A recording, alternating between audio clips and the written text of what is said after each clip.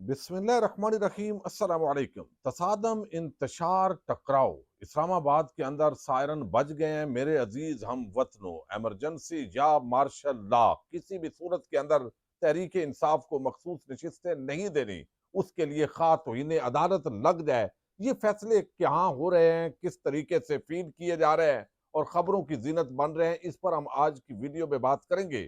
दूसरी तरफ एडहाक जजेस के खिलाफ भी तबले जंग बजा दिया गया है और बरतानिया के अंदर तहरीक इंसाफ को एक बड़ी कामयाबी मिली है। अदलिया के अंदर बहुत सारे जजेस के बड़े मशकूक फैसले आए हैं, हुमायूं दिलावर का भी उसके अंदर जिक्र होता है। लेकिन लाहौर इंसदाद दहशतगर्दी अदालत के जज ने तो हुमायूं दिलावर को भी पीछे छोड़ दिया है। उन्होंने क्या फैसला दिया इमरान खान के खिलाफ, ये मैं आपके सामने रखूंगा। उम्मीद है वीडियो आप समाप्त करेंगे और अपने कीमती फीडबैक से जरूर आगाह करेंगे।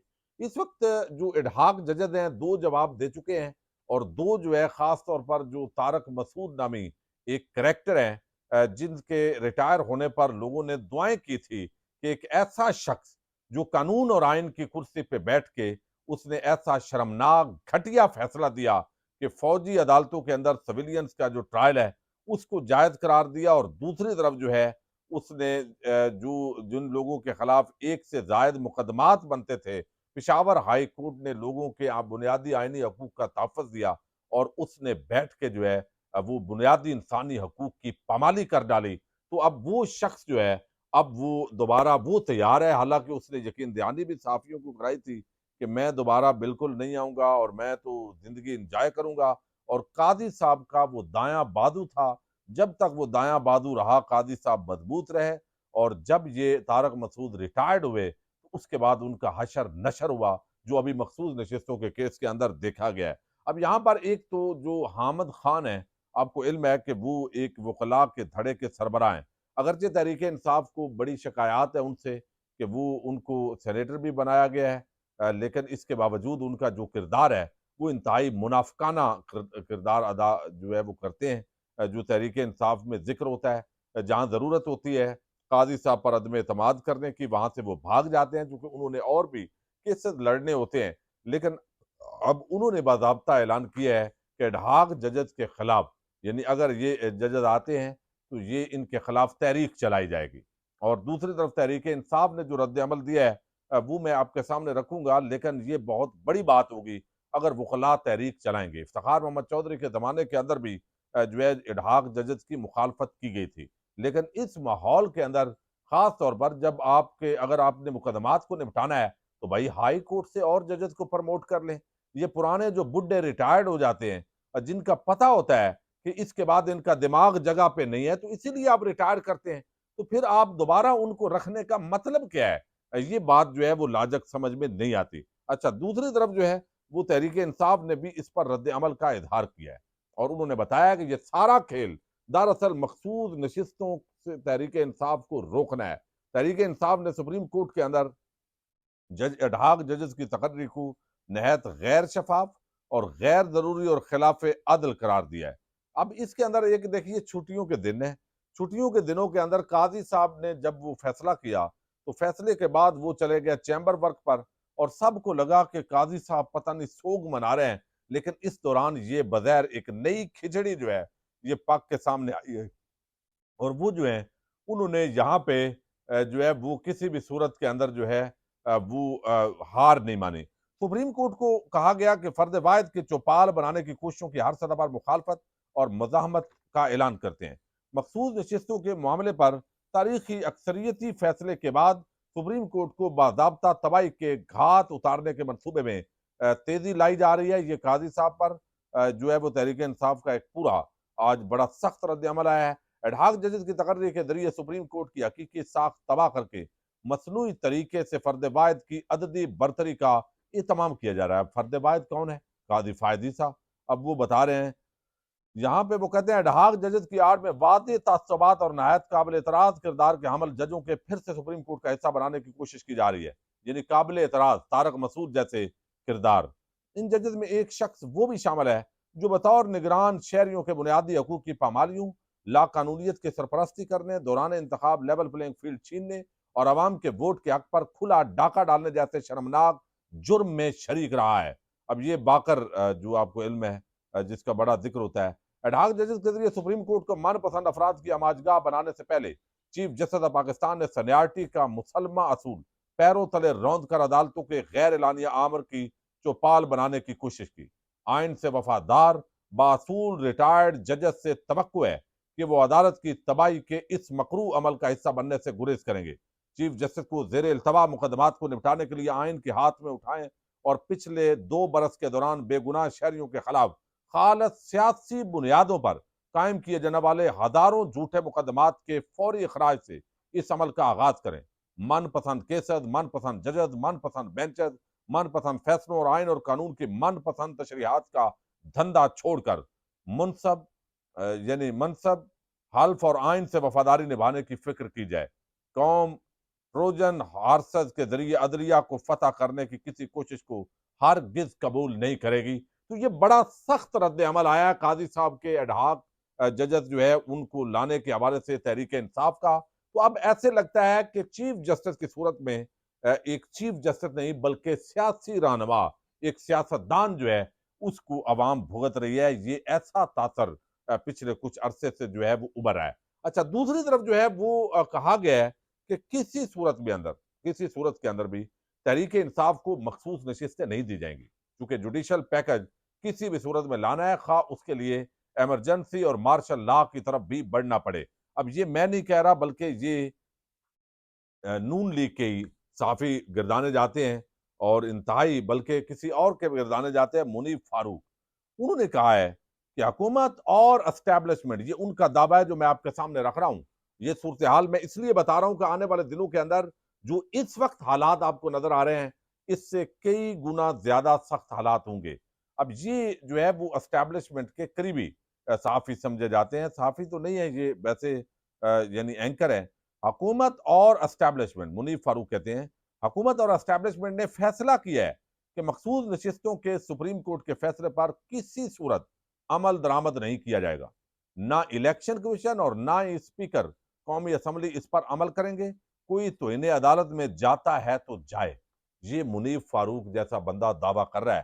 اب اس کا مطلب ہے کہ آئین، قانون، پاکستان کی عوام کی رائے ان کو پیروں تلے روند کر، یعنی اس سے بڑا مارشل لا کیا ہوگا؟ یعنی آپ نے سپریم کورٹ آف پاکستان کے اگر اکثریتی فیصلے کو نہیں ماننا تو یہ تو کھلی ایک مطلب ہے مارشل لا کی شکل ہے۔ حکومت، بھائی کون سی حکومت؟ اگر وہ آج فارم 45 کھل جائیں تو حکومت یہ تو ختم، یہ تو اپوزیشن ہے 17 جماعتوں والی، اور پیپلز پارٹی کے ساتھ ملا لیں تو وہ کچھ بنیں گے، یعنی اس تناظر میں ان کی بیوروکریسی اور سندھ ان کو ٹھیکے پہ ملا ہوا ہے، ورنہ غیر جانبدار الیکشن ہوں تو پیپلز پارٹی کے حالات بھی اسی طرح سندھ کے اندر موجود ہیں۔ تو لہذا ایک بات یہ بتائی گئی ہے اب ان لوگوں کی طرف سے کہ کسی صورت بھی اس پر عمل نہیں کرنا۔ اچھا، دوسری طرف مسلسل جو ہے وہ کہا جا رہا ہے، اب یہ سمیع ابراہیم ہے، یہ کہتے ہیں ایک میٹنگ ہوئی ہے پنڈی میں اور ایک میٹنگ ہوئی ہے اسلام آباد میں، اور ذرائع کہتے ہیں کہ یہ فیصلہ کر لیا گیا کہ ملک میں ایک طرح کی ایمرجنسی لگا دی جائے۔ دوسری طرف یہ تو چلیں کہہ سکتے ہیں کہ پی ٹی آئی کے بڑے حامی ہیں، کاشف عباسی ایک غیر جانبدار صحافی گردانے جاتے ہیں، وہ کہہ رہے ہیں کہ ہم حالات اس طرف لے کر جا رہے ہیں جہاں نہ جمہوریت رہے گی اور نہ یہ نظام رہے گا۔ ہم نے سنا تھا ریاست ماں جیسی ہوتی ہے، لیکن حکومتی وزراء ثابت کر رہے ہیں کہ یہ بدلہ لینے والی ریاست ہے۔ اچھا، یہ جو ہے نا یہ ایک تو بڑی سخت قسم کا جو ماحول ہے وہ بنتا ہوا دکھائی دے رہا ہے۔ اچھا، اب اسحاق ڈار ہوں یا باقی بہت سارے نون لیگ کے لوگوں نے کہا جی ہمیں تو نہیں پتا، اور یہ ابھی فیصلہ نہیں ہوا کہ تحریک انصاف پر پابندی لگانی ہے، چونکہ اب رد عمل آیا سخت، پابندی ویسے بھی اڑ جانی ہے، رہنی ہے کوئی نہیں، تو اب یہ کیا ہوگا؟ کھلواڑ ہوگا۔ یعنی ایک جو پیکج لانا ہے اس کا مقصد اسلام آباد ہائی کورٹ کو مینج کرنا بھی ہے۔ بظاہر یہ بتایا جاتا ہے چونکہ اسلام آباد ہائی کورٹ کے اندر یا تو نئے ججز آئیں گے، لیکن دوسری ہائی کورٹس کے ججز جو ہے وہ دوسری ہائی کورٹس میں ٹرانسفر ہو سکیں، اس طرح کی ایک شکل لانے کی بات ہو رہی ہے تاکہ اسلام آباد ہائی کورٹ کے اندر جو اس وقت آئین اور قانون سے وفادار جج کھڑے ہیں ان پر بھی ایک تلوار لٹکائی جائے اور اکثریت کو اقلیت کے اندر تبدیل کر کے ٹاؤٹ قسم کے کردار وہاں پہ جو ہے وہ لا کے بٹھائے جائیں۔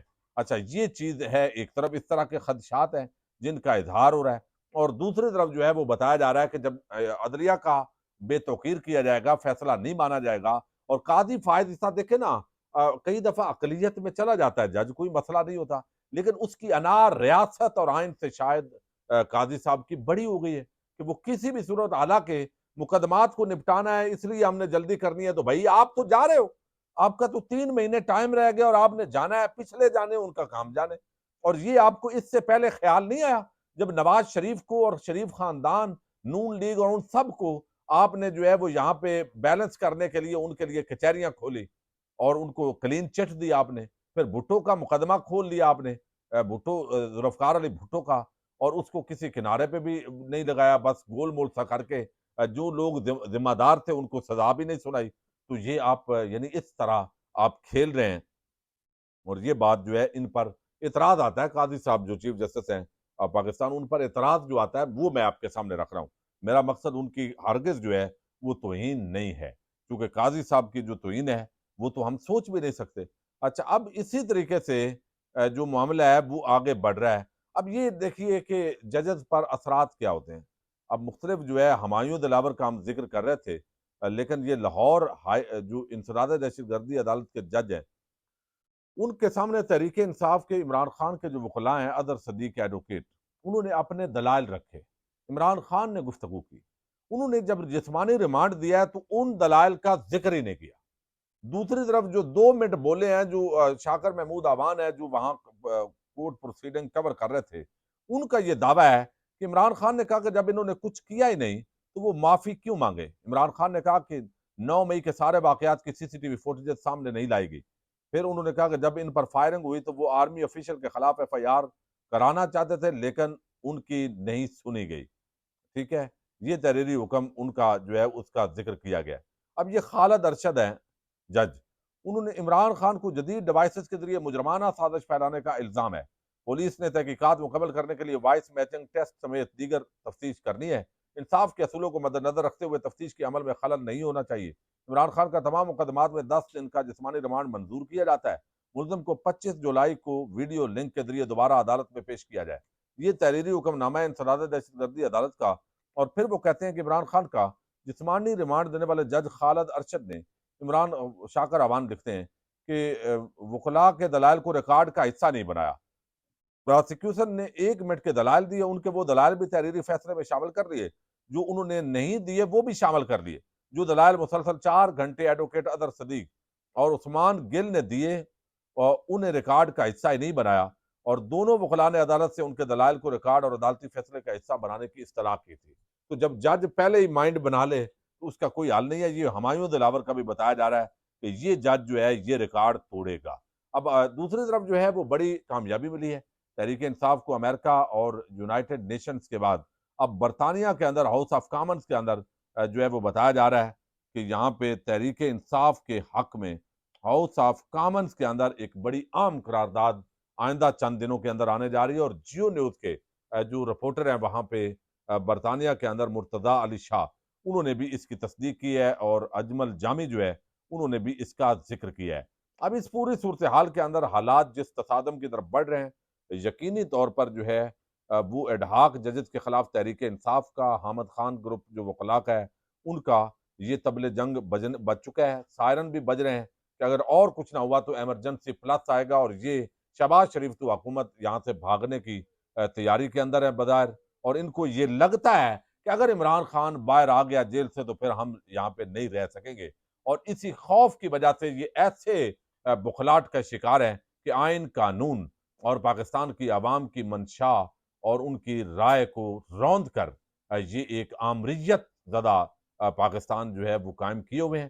اس ماحول میں انویسٹمنٹ اور باقی چیزیں سب ہڑتال کر رہے ہیں، اپنی جگہ چیخ و پکار ہے، ہر بزنس کمیونٹی، مزدور، ہر بندہ رل گیا ہے، بجلی کی اتنی قیمتوں کے اندر اضافہ ہو گیا ہے، اور پھر جو ہے وہ پیٹرولیم پرائسز کے اندر اضافہ ہو رہا ہے، لیکن ٹس سے مس نہیں ہو رہے۔ لگتا ہے کہ جیسے ان کا یہ ذہن میں ڈال دیا گیا کہ یہ پاکستان آپ نے خرید لیا ہے۔ اللہ تعالیٰ پاکستان کا حامی و ناصر ہو۔